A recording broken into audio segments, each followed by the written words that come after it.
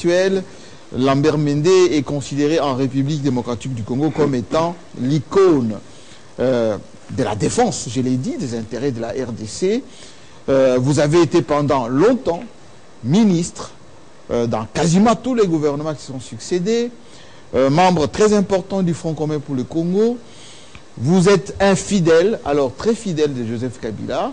Aujourd'hui, Lambert Mende est au cœur de l'actualité, d'abord en tant que candidat gouverneur, ensuite cette affaire malheureuse, rocambolesque de ces dimanches derniers, ici à Kinshasa, qui a complètement bouleversé l'actualité, ici au Congo, à travers le monde, que des coups de fil, que des interventions. Alors Lambert Mende, dans quel état vous êtes-vous aujourd'hui et comment vous vous considérez? S'il faut me définir aujourd'hui, je dirais que je suis un patriote indécrottable. Je suis un panafricaniste devant l'Éternel. Je ne me sens mieux que lorsque on me définit ainsi. Je ne suis pas autre chose que le produit d'un pays qui a eu à souffrir pendant des années des interférences de puissance extérieure et dont j'estime que les enfants les mieux méritants devraient se consacrer à l'émancipation de leur pays.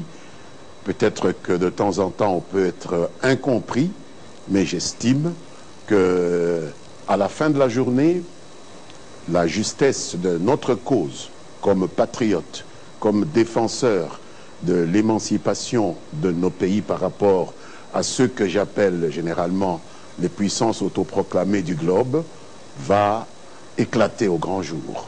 Alors vous êtes l'auteur justement de cette phrase: il y aura dans notre pays un passage civilisé de flambeau entre un président sortant et un président entrant. Vous l'avez dit devant nos confrères de RFI et de TV5 ici à Kinshasa, et beaucoup ne vous ont pas cru à l'époque.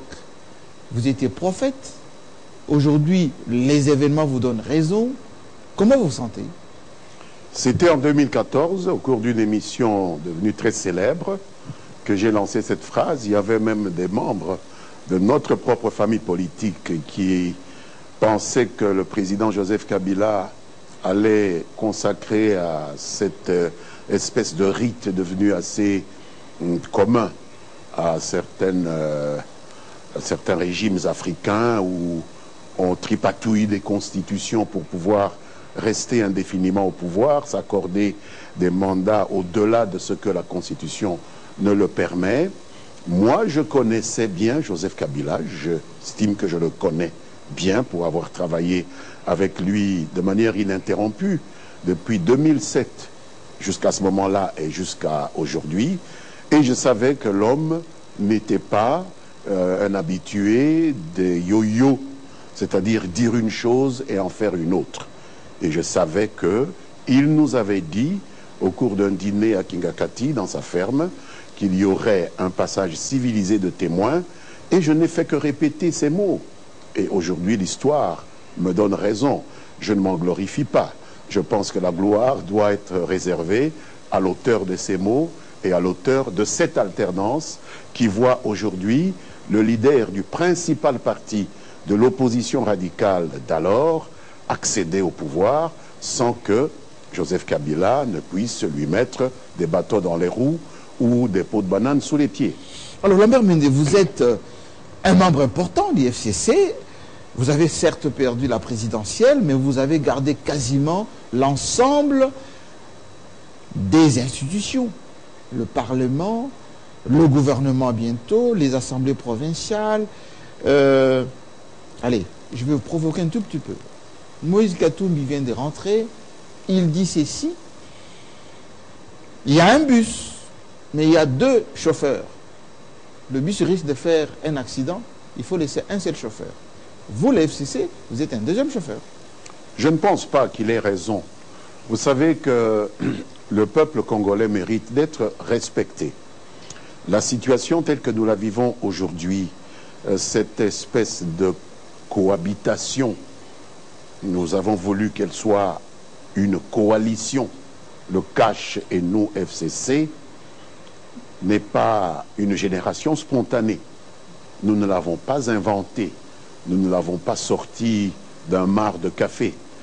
Elle a été voulue par le peuple congolais. Et il est important que ceux qui s'expriment à ce sujet, qu'ils soient étrangers ou qu'ils soient congolais, aient du respect pour la volonté exprimée par celui que l'on appelle le souverain primaire. Parce qu'on parle souvent du peuple en ces termes-là, le souverain primaire. Lorsque le souverain primaire a décidé, on peut ne pas être d'accord, c'est la démocratie, mais on doit s'incliner. C'est le peuple qui a voulu que dans cette étape ici de notre histoire, dans un pays post-conflit comme le nôtre, seule une conjugaison des forces de ceux qui avaient eu la charge du pays et de ceux qui étaient dans l'opposition au cours de ces dernières années pouvait nous mener vers l'émergence.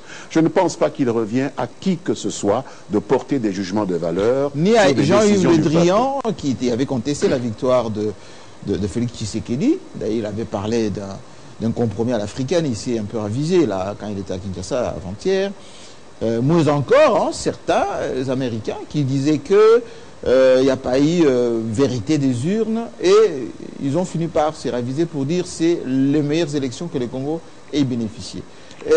En réalité, vous, les souverainistes, les nationalistes, quand vous voyez les revirements des Américains, des Français, qu'est-ce que vous dites de ça? Je voudrais d'abord dire que si je reconnais à des compatriotes, vous avez parlé de M. Katumbi, oui, le droit d'émettre un point de vue sur ce qui se passe dans leur pays, je ne reconnais aucun droit à une puissance non congolaise, qu'elle soit africaine ou autre, de porter des jugements de valeur sur les positions que prennent les Congolais dans la conduite de leurs affaires. Même si c'est mal passé. Excusez-moi. Même si le processus est mal passé, ils n'ont pas un avis à donner pour apprécier? Je pense que si le peuple se trompe, cette erreur du peuple devient le droit. Error communis facitius. C'est ce que nous avons appris en droit. Si tout le peuple commet une erreur, cette erreur devient le droit. Il faut respecter cette erreur et la considérer comme le droit. Nous voulons, nous, souverainistes, que l'on ait du respect pour le peuple congolais, même si on peut croire que c'est une erreur, encore que ce n'en est pas une, puisqu'un pays post-conflit comme celui-ci a besoin de la conjugaison des forces de tous ses fils. Mais est-ce que vous avez tout confisqué, vous, le FCC? Je ne sais pas de quoi on parle, en évoquant confisqué la confiscation de quoi. L'Assemblée. Il y a un président de la République, oui, qui est en plein exercice de ses fonctions. Il y a une Assemblée nationale avec une majorité parlementaire dans laquelle nous avons constitué une coalition FCC et CACH qui est majoritaire. Il y a un Sénat dans lequel se trouve la même dispensation. Je pense que nous sommes au début de la législature et nous avons le droit aussi... Ça va tenir jusque quand? Nous avons le droit de tenter notre propre expérience. Pourquoi ces peuples, ceux dont les dirigeants se permettent de porter des jugements aussi intempestifs sur nous, ont eu l'occasion de tenter leurs propres expériences et ne nous reconnaissent pas le droit de tenter la nôtre? Nous pensons que cette coalition, cet esprit de conjugaison des efforts est une expérience, une chance que nous voulons donner à notre peuple. J'avais une question de confiance, Lambert Mende. Vous êtes suivi partout dans le monde par vos compatriotes, ici au Congo, à travers le monde. Vous avez été ministre depuis Gizenga jusqu'à quasiment Bruno Tshibala. Exact. Quelle idée vous avez de vous et qu'est-ce que vous aurez eu à laisser à cette République démocratique du Congo en tant qu'homme d'État, en tant que ministre, en tant que grand leader? L'idée que j'ai de moi, je préfère que ce soit d'autres qui puissent porter un jugement sur moi. Ce serait assez présomptueux de ma part de me juger moi-même. Je voudrais laisser ceux qui ont travaillé avec moi. Vous avez parlé du défunt Premier ministre Gizenga, d'heureuse mémoire. Il y en a d'autres qui lui ont succédé, M. Matata, M. Badibanga, Mouzito, Badibanga, et dernièrement Tshibala, qui ont été mes chefs, après M. Joseph Kabila, qui a été le président de la République, porter un jugement sur mon action. Mais j'estime que le fait de m'avoir laissé au gouvernement pendant ces 12 dernières années répond à votre question. Qu'est-ce que explique votre longévité, Lambert Mende? La longévité de Lambert Mende, ministre de l'hydrocarbures, je me rappelle, ensuite porte-parole du gouvernement, oui. Quasiment reconduit à chaque fois. C'est quoi? C'est votre bagou? C'est votre intransigeance vis-à-vis des Occidentaux? C'était quoi? Il n'y a pas de bagou dans les hydrocarbures, à ma connaissance. Ce que j'essaye de faire bien, ce que j'ai à faire, j'essaye de respecter les fondamentaux de la fonction à laquelle je suis appelé, j'essaye de travailler dans la discipline de cette fonction et de respecter les règles. Je pense que c'est aussi simple que cela. Il n'y a pas 36 façons de faire pour durer dans un gouvernement. Vous avez choisi d'aller maintenant au Parlement, vous êtes élu député.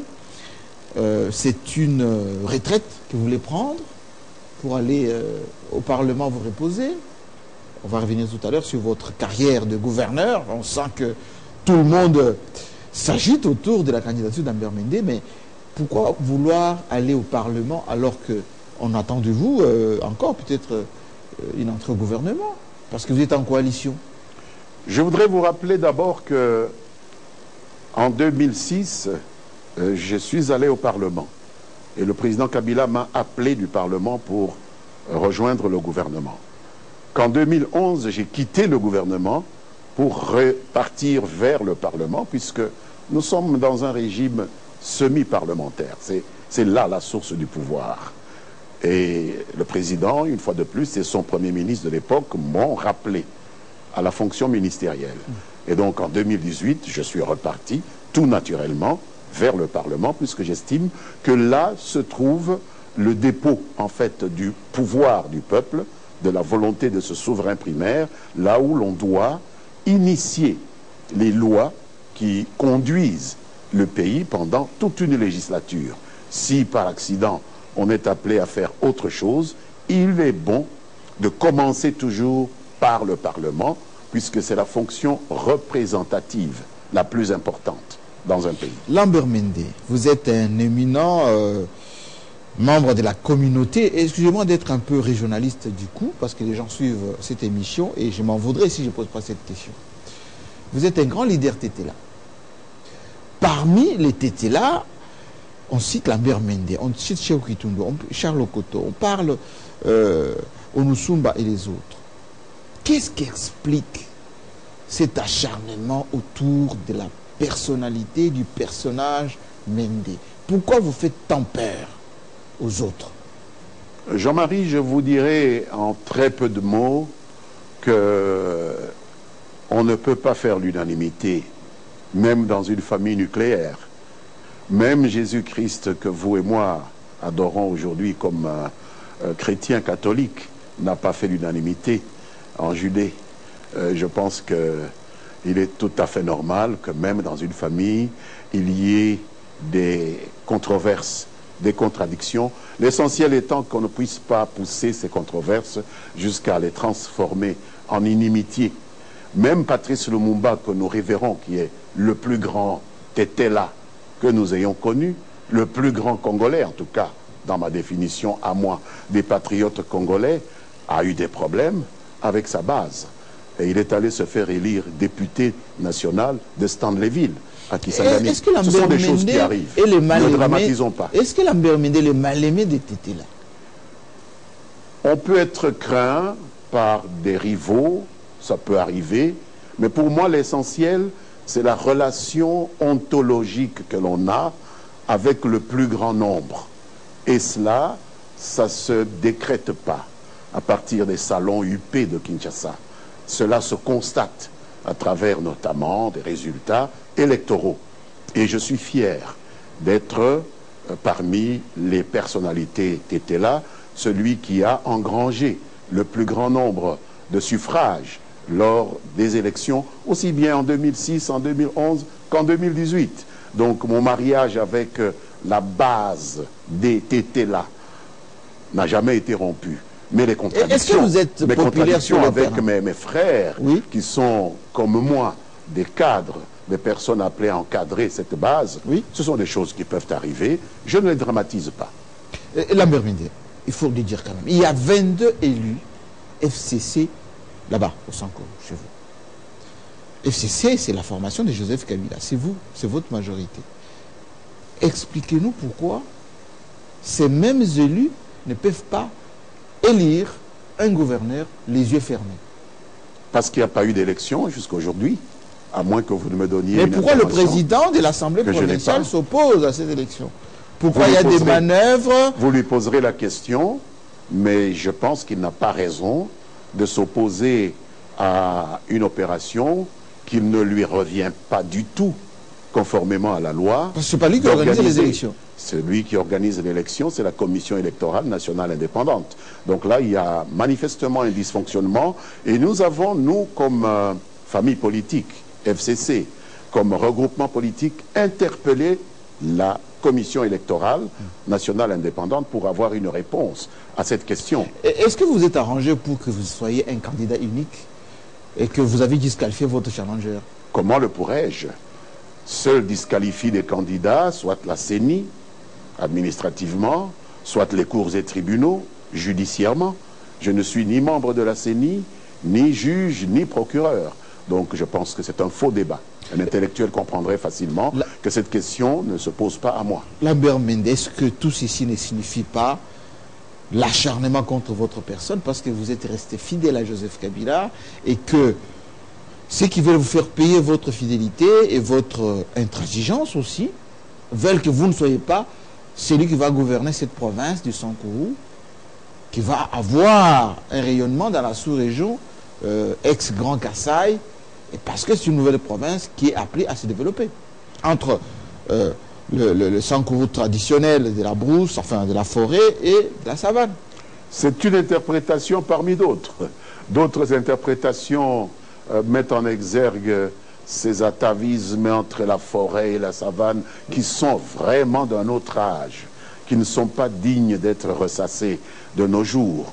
Et je continue à maintenir le contact, à tendre la main à mes frères qui, d'ici à Kinshasa, voudraient faire revivre ces atavismes d'un autre âge qui font notre honte pour que nous puissions les dépasser et voir l'intérêt des populations. Est-ce que vous êtes conflictuel ou vous êtes rassembleur? Je n'ai jamais été conflictuel, sinon je n'aurais pas eu cet exploit que vous avez souligné ici, de rester pendant une douzaine d'années à la tête des ministères qui m'ont été confiés. Et Lambert Mende, vous êtes ministre, en quoi vous êtes devenu diamantaire? Je ne suis pas diamantaire, pas plus que je ne suis commerçant, mais je suis un élu. Je suis député national, élu d'une circonscription territoriale, l'Odja, qui est une circonscription diamantifère et dans laquelle se trouvent en développement des activités d'exploitation artisanale de diamants qui sont autorisées, légalisées, libéralisées en République démocratique du Congo. Nous avons eu un appel de certains de nos frères électeurs de l'Odja qui croyaient avoir mis à jour une pierre d'une importance relative et qu'ils voulaient venir réaliser commercialement à Kinshasa et qui, comme ils en ont pris l'habitude depuis toutes mes années de représentant du peuple dans cette partie du pays, ont fait appel à moi pour sponsoriser. En tant que leader. En tant que député national, ont fait appel à moi pour sponsoriser leur déplacement vers Kinshasa, chose à laquelle je me suis prêté de bonne grâce, puisque tel est aussi le rôle d'un député. À qui appartient ces diamants? À ces creuseurs artisanaux. Et Lambert Mende a-t-il confisqué les diamants de ces creuseurs? Mais ils habitent chez moi. Comment confisquerais-je leurs diamants? Ils sont chez moi, dans ma maison. Je les loge. Je leur offre l'hospitalité. Comment pourrais-je confisquer un bien qui est à eux? Expliquez-nous. Je vous informe d'ailleurs qu'au moment où je venais ici, ils étaient encore à la CESC avec certains de leurs clients parce qu'ils ont déposé ce diamant, après me l'avoir montré naturellement, au centre d'évaluation et d'expertise des matières précieuses. Et je ne sais pas quel est le résultat, quelle est même la valeur de ce diamant. Là n'est pas mon problème. Mon problème, c'est que des électeurs qui sont de ma circonscription m'ont demandé une aide, je leur ai payé le voyage, je les ai hébergés et je les ai mis au contact et des acheteurs et des services de l'État qui pouvaient évaluer leurs biens, parce que c'est leur bien. Ce n'est pas un bien de l'État. C'est leur bien, contrairement à ce que j'ai entendu dire. Lambert Mende, nous avons été tous, le monde entier, scandalisés, pour ne pas dire choqués par ce qu'on a vécu dans les réseaux sociaux, expédition à votre domicile, honorable de votre État. On a vu des policiers, des militaires, vous avez été bousculés, etc. Comment vous avez vécu cette situation rocambolesque? C'est peu de dire que j'ai été bousculé, Jean-Marie, j'ai été molesté. J'ai même saigné du nez. Molesté. Molesté. J'ai saigné du nez et la chemise que je portais ce jour-là est toute rouge de sang. Je l'ai même déposée à la haute cour militaire parce qu'il y a des poursuites.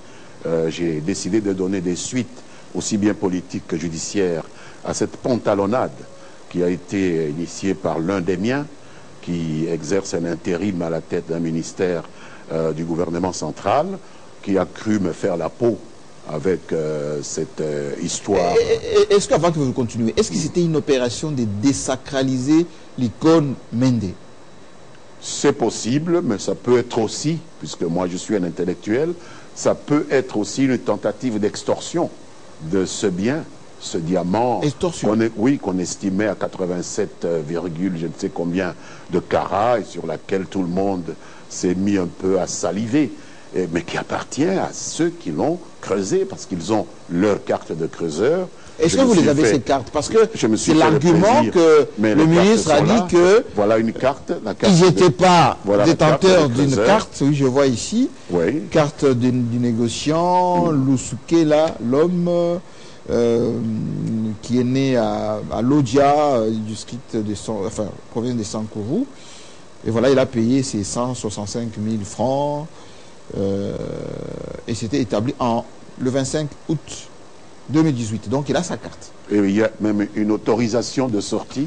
Ah, pardon. Je m'excuse, très chers téléspectateurs. Effectivement, ce sont les documents qu'on a dit qu'ils n'étaient pas autorisés. Voilà, autorisation de sortie des produits miniers, c'est établi par le chef de division. Voilà, le service de l'État. Le chef de division provinciale de mines de Sankourou. Et enfin, ici, vous avez un procès verbal de gardiennage, parce que les services souhaitent toujours rentrer en possession des taxes qui leur sont dues, mais on a érigé ce responsable du groupe de creuseurs qui a trouvé la pièce rare, gardien de son bien. Et donc, je ne sais pas... Alors, justement, je pose cette question. Regardez, je vais garder ces photocopies. Oui, vous pouvez. Merci beaucoup. Comme ça, on regarde pour vous. Cette question beaucoup plus directe. Le vice-premier ministre, Olungo, Basile, de son prénom, a tenu un point de presse où il dit ceci. D'abord, il a commencé par dire que le ministre Mende ment. Deuxièmement, que vous n'avez pas été arrêté, vous étiez invité. Et puis, il a condamné la brutalité des policiers et des militaires. Le général a été suspendu après l'enquête de l'inspection générale. Ensuite, le colonel a été arrêté. Il y a des poursuites qui sont en cours en ce moment. Qu'est-ce que vous répondez au vice-premier ministre en charge de l'Intérieur qui a dit que vous avez exagéré, ce n'était qu'une opération d'invitation qui vous était adressée? Le vice-ministre de l'Intérieur qui assume l'intérim de ministre de l'Intérieur, parce qu'il n'est pas vice-premier ministre, moi, je respecte le droit. Il est vice-ministre assumant l'intérim de vice-premier ministre de l'Intérieur. Je pense que s'agissant de savoir qui ment ou qui ne ment pas, vous avez l'information, puisque d'abord c'est une invitation avec des coups qui se terminent par du sang, etc. Je ne sais pas s'il en existe beaucoup. Vous en savez beaucoup, vous, des gens qu'on invite en les frappant et en faisant couler du sang. Vous en connaissez, vous, des gens qu'on invite dans les circonstances qui ont circulé, dont les images ont circulé dans les réseaux sociaux. Donc, je vous laisse juge de celui qui ment et de celui qui ne ment pas. Deuxièmement, je pense que, en ce qui concerne les responsabilités, je pense qu'elles sont à établir. Il y a bien sûr une responsabilité du général de police qui a exécuté l'ordre, oui, mais il y a la responsabilité du donneur d'ordre qui, manifestement... Ben, il dit qu'il n'était pas au courant. Ah non. il ne pouvait pas être en même temps au courant et donner des justifications comme il les a multipliées avec beaucoup de contradictions. Oui, il a dit que ces réserves n'avaient pas d'autorisation. Oui, d'après la loi Bakajika, oui. ces diamants appartiennent à l'État et l'État devait s'en saisir. Mais nous avons une loi minière que je connais probablement mieux que lui, qui est venue au Parlement un peu sur le tard. Je la connais de A à Z. Je pense qu'en ce qui concerne l'exploitation artisanale du diamant, tout ce qu'on demande à ces gens, c'est de se faire enregistrer auprès de l'État, de faire leur travail et de déclarer les produits qu'ils trouvent. À partir de ce moment-là, payer leurs taxes. Monsieur Olongo aurait voulu que ces gens puissent lui remettre à lui, je ne sais pas à quel titre. J'ai ici, Jean-Marie, oui, l'extrait de l'ordonnance fixant les attributions des ministères. En ce qui concerne le ministère de l'Intérieur, je lis politique d'administration du territoire, coordination des rapports entre les membres du gouvernement et les gouverneurs, organisation, fonctionnement, agrément des partis, identification, encadrement, recensement administratif des populations, relations avec la CENI, etc. Je ne vois nulle part d'attribution relative au secteur minier. Parce qu'il y a un ministre des Mines. Oui. Alors, qu'est-ce qui a rendu M. Basile Olongo, ministre ad interim? Est-ce qu'il y avait flagrance de vol ou quelque chose? Non, mais quel vol? Des gens, ils sont chez moi avec leurs biens. Comment? Il est chez moi avec son bien. Comment est-ce qu'on peut m'accuser, moi, d'être voleur? Parce que j'héberge quelqu'un avec son bien. Il a son bien, il habite dans ma maison avec son bien. Alors, l'utilisation de la volé lui ou bien son bien? Alors, il est chez moi. L'utilisation de la police et de la police militaire. Hein, et même la police militaire. Et oui, tous ont été arrêtés. C'est des pauvres garçons qui croyaient probablement faire leur devoir. Oui. Je les avais mis en garde. Je leur ai dit, si vous n'avez pas de mandat, je vous informe que nous sommes dimanche, je vous informe que je suis membre du Parlement, que vous ne pouvez pas opérer de la sorte sans l'autorisation du Parlement et que cette histoire ne restera pas sans suite. Mais justement, ils ne m'ont pas écouté et aujourd'hui, ils en sont pour... mais est-ce que vous n'allez pas quand même finir la carrière d'un général, d'un colonel? C'est pas moi, c'est celui qui lui a donné l'ordre de commettre cet acte. Et j'ai dit au général Awashango, je lui ai dit, général, vous n'êtes pas obligé d'exécuter, vous n'étiez pas obligé d'exécuter un ordre manifestement illégal. Il n'a pas eu le temps même de me poser des questions, ce monsieur Awashango. Oui. Parce qu'à peine commençait-il à me poser des questions, qu'il a reçu un coup de fil, j'ai cru comprendre que c'est le conseiller spécial du président Tshisekedi qui l'appelait pour lui demander ce qui se passait. Et il a bafouillé quelques explications. Ah non, l'honorable est devant moi. Je voudrais comprendre simplement ce qui s'est passé avec le diamant, etc. Et son interlocuteur, je crois, monsieur le conseiller spécial, Beya, lui a demandé de me relâcher immédiatement, chose qu'il a faite sans même m'entendre. Il m'a ramené chez moi. Mais justement, qu'est-ce que vous répondez avec ma chemise ensanglantée et tout ça. Voilà. Quelle est la réaction par rapport à cette action immédiate du conseil spécial du président Tshisekedi? Je remercie d'abord la présidente de l'Assemblée nationale, Madame Mabunda, qui a pu rapidement contacter toutes les autorités, y compris la présidence de la République, et je me félicite de la promptitude de la réaction de la présidence, puisque je n'ai pas fait 15 minutes au service spécial de la police. Lambert Mende, maintenant que tout le monde a compris, il va y avoir des suites. Le ministre Olongo risque sa carrière, parce que même s'ils sont des missionnaires, il peut y avoir des suites au Parlement, etc. Est-ce que ça ne sera pas en quelque sorte un règlement des comptes que vous allez opérer là, en tant qu'un grand leader t'étais là et un ministre qui voulait un peu vous désacraliser?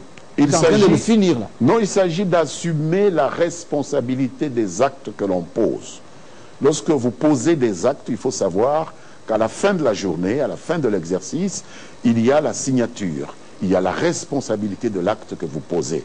Et je pense qu'ici, ce n'est pas un problème de l'individu Lambert Mende, c'est un problème du Parlement dont un membre a été victime d'un droit consacré par la Constitution, l'immunité parlementaire, qui a été délibérément violée par un membre du gouvernement.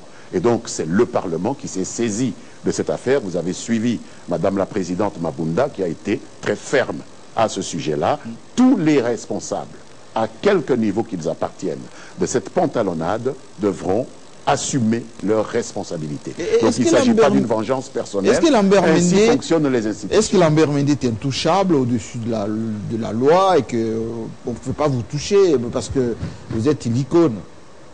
Mais je ne sais pas ce que j'ai fait contre la loi, en l'espèce. Accueillir le représentant d'un groupe de creuseurs artisanaux de diamants qui a fait sa déclaration du bien qu'ils ont mis à jour, qui a obtenu une autorisation de transport de son bien vers le centre de négoce qu'est Kinshasa pour le mettre au contact d'autres négociants plus importants, puisque ce n'est pas à Lodja qui pouvait trouver preneur pour une pierre de cette importance-là, et l'héberger chez moi, je ne vois pas en quoi la loi est concernée. Terminer cette émission avec la politique maintenant, parce que tout le monde comprend que vous êtes encore très actif, député. Vous comptez toujours être gouverneur? Absolument, si les députés provinciaux décident qu'il en soit ainsi, parce que j'ai posé ma candidature, ce n'est pas pour ne pas être gouverneur, c'est pour l'être. Et donc tout dépend des grands électeurs à qui revient la dernière décision. Alors, Le Drian, parlons un peu de la politique internationale, parce que je m'en voudrais si je ne vous pose pas la question sur les propositions de collaboration apportées par notamment la France, 300 millions.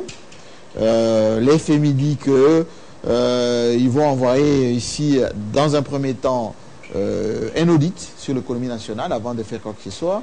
Vous étiez en partenariat avec la Chine pendant ces 18 ans, avec Joseph Kabila. Quelle est pour vous l'option à lever pour le développement du Congo? Est-ce qu'il faut orienter vers l'Occident ou bien il faut encore approcher les Chinois? Je pense que l'approche la plus intéressante et la plus rationnelle pour un pays comme le nôtre, c'est celle de la multiplication des partenariats. Il ne faut pas se focaliser sur un seul partenaire. Lorsque vous parlez des propositions que M. Jean-Yves Le Drian a faites lors de son dernier séjour à Kinshasa... Sur 5 ans, 300 millions. Je trouve assez, pardonnez-moi le terme, mais peu significatif. 300 millions sur une période de 5 ans, vous faites rapidement les calculs, ça ne fait même pas 100 millions par an. Pour un pays continent comme la RDC, pour les immenses besoins que nous avons, c'est presque une goutte d'eau dans l'eau. Par contre, il y a d'autres partenaires qui pourraient faire plus, sinon mieux, notamment les BRICS ou d'autres. Donc, sans couper les liens avec nos partenaires traditionnels, que sont les Européens ou d'autres, il faut laisser la République démocratique du Congo libre de nouer des contacts économiques avec d'autres partenaires et de choisir les mieux disants. Je pense que c'est ça, l'égalité souveraine entre États, que beaucoup en Europe nous dénient, raison pour lesquelles nous, souverainistes, avons souvent quelques problèmes avec eux. Est-ce que vous avez été choqué par la libération de beaucoup de prisonniers, le retour des Katumbi, ou encore la reprise de la coopération avec la Belgique, par exemple? Vous savez, s'agissant de la libération des prisonniers, dans la mesure où tout se fait dans le respect des lois, un président de la République qui use de son droit de grâce, cela fait partie de l'arsenal juridique de notre pays. Ça ne me pose aucun problème. Le retour de personnes qui sont en exil, les Moussa Niamouchi, les Katumbi... Mais je pense que c'est une bonne chose. Mais vous vous êtes opposé à ça, Jean-Pierre Mende? Moi, qu'est-ce que j'ai à m'opposer à quelque chose? Votre gouvernement. Non, vous avez je ne sais beaucoup pas. de procès anti-Katumbi, tout ça? Non, je ne pense pas. Je pense que M. Katumbi n'avait pas un problème avec l'État congolais. Que je sache, M. Katumbi avait un procès en spoliation avec un Grec, ce n'est même pas un Congolais. Stoupis. Je pense que c'est M. Stoupis qui avait un problème avec M. Katumbi. Ne confondons pas les choses. On a vite fait de glisser vers l'État. Non, je pense que... Mais ce n'était pas les manœuvres dilatoires de votre gouvernement? Bon, on peut appeler cela comme on veut. Oui. Nous estimions simplement que ce Stoupis avait des droits, que M. Katumbi en avait d'autres, mais la justice ayant estimé que ce procès-là s'était déroulé dans les règles qui avaient violé certains principes de fonctionnement des cours et tribunaux, elle a rendu sa décision qui permettait à M. Katumbi de revenir librement. Il est revenu librement. grand bien lui fasse. Je n'ai pas à juger la justice de mon pays, tout comme je n'ai pas à interdire à M. Stoupis de vouloir faire droit à ce qu'il estime être ses droits à lui, de personnes spoliées. Donc, ce n'est pas quelque chose sur laquelle je devrais, moi, me prononcer. Vous serez aux funérailles d'Etienne Tshisekedi? Absolument, j'ai travaillé avec Etienne Tshisekedi. C'est là que j'ai commencé ma carrière de ministre. J'étais la première fonction de ministre de la communication, porte-parole du gouvernement. Le Premier ministre s'appelait Etienne Tshisekedi Wamulumba. Et vous étiez parmi... Et j'étais tellement discipliné qu'on a confondu... C'était un gouvernement d'union nationale mis en place par la Conférence nationale souveraine, vous vous souvenez. Oui. J'y représentais le mouvement lumumbiste, mais j'étais tellement discipliné que l'on a cru que j'étais membre de l'UDPS. Jusqu'aujourd'hui, beaucoup de gens croient que j'ai été membre de l'UDPS. Mais vous étiez l'été des Turcs parce que j'étais très discipliné. Avec les Olenganko, etc. Oui, parce que j'étais discipliné. Les bras armés de Tshisekedi. Oui, absolument. C'était mon chef, c'était mon premier ministre. C'est ma conception de l'État. Lorsque je travaille avec un chef, je lui dois du respect, sans pour autant faire partie de son parti. Pas plus que je ne suis membre du PPRD de Joseph Kabila. Moi, j'ai mon parti, la CCU, mais on me considère comme l'un du premier cercle de Joseph Kabila. Je suis comme ça. On me prend comme cela. Est-ce que vous avez salué la victoire de Félix Tshisekedi? Je lui ai envoyé des félicitations. Je crois que nous avons perdu, et j'ai considéré que c'était de bonne guerre, que nous avons perdu, mais que le Congo a gagné parce que la volonté de la majorité des Congolais s'est exprimée. Dernier mot sur Ilunga Sylvestre, qui est de votre obédience FCC, qui vient d'être nommé Premier ministre. Le professeur Ilunga Ilunkamba Sylvestre est un technocrate respecté, c'est un professeur d'économie. Je pense que dans la mesure où nous avons beaucoup de problèmes, beaucoup de défis d'ordre économique à relever dans ce pays, le président de la République, après avoir consulté, bien sûr, la majorité parlementaire qui est la sienne, et dont une grande partie est contrôlée par le FCC de Joseph Kabila, a trouvé cet oiseau rare-là. Ne comptez pas sur moi, Jean-Marie, pour critiquer une telle décision. Nous allons voir le professeur Ilunga à l'œuvre.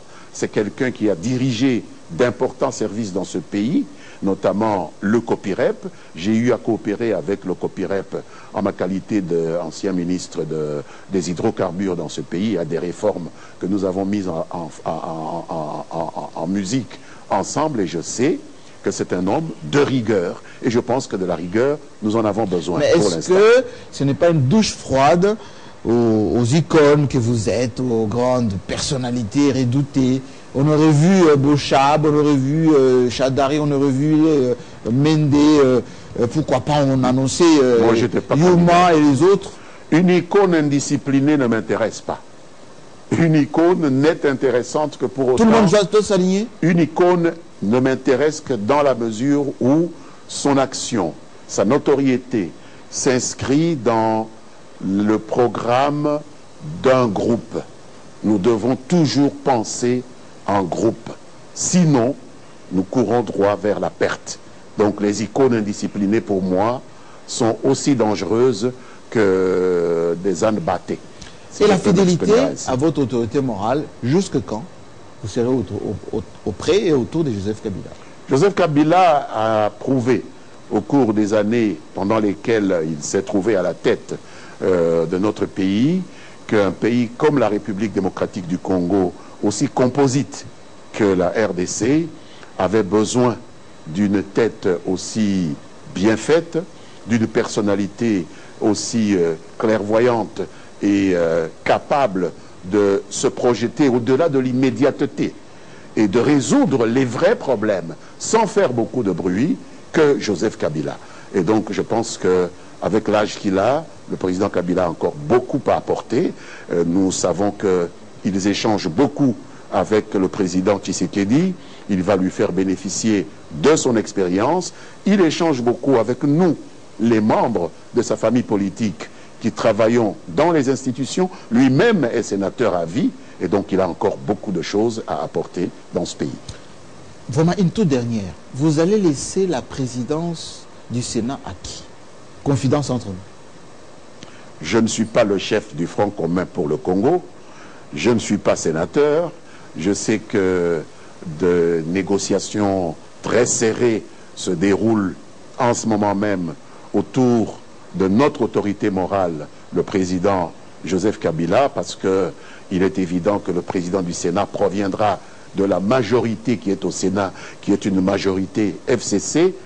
Je préfère laisser au président Joseph Kabila le soin de nous dire quel est l'oiseau rare qu'il aura désigné, comme il l'a fait pour Mme Janine Mabunda, qui nous a désignés, dont personne n'a à remettre en cause les qualités aussi bien managériales que politiques. C'est une femme qui a su démontrer ses capacités en sa qualité de ministre du portefeuille. Je l'ai eu comme collègue dans le gouvernement. Et puis, je l'ai connue comme conseillère spéciale du président en matière de lutte contre les violences faites à la femme et aux enfants. Et nous avons vu les résultats qu'elle a engrangés en termes d'amélioration du sort des enfants et des femmes dans notre pays. Et donc je sais que c'est une dame qui peut faire beaucoup de choses, et c'est le président Joseph Kabila qui a pensé à elle et qui a remis sur la selle ce facteur genre que beaucoup d'entre nous avons tendance à oublier dans notre pays.